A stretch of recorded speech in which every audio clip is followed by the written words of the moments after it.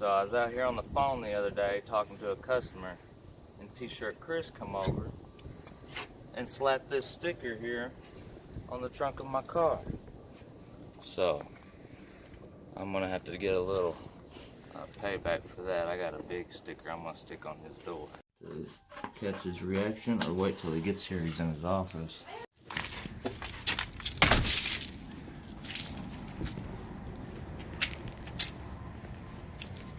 I haven't put on one of these stickers before, so I'm hoping I don't get it wrinkled.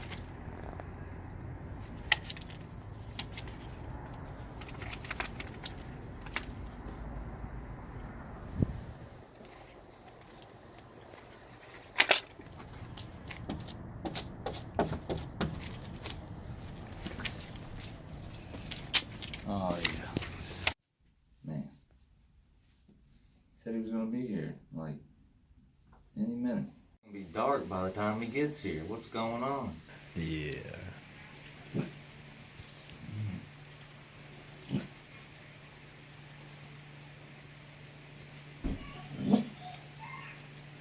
Uh.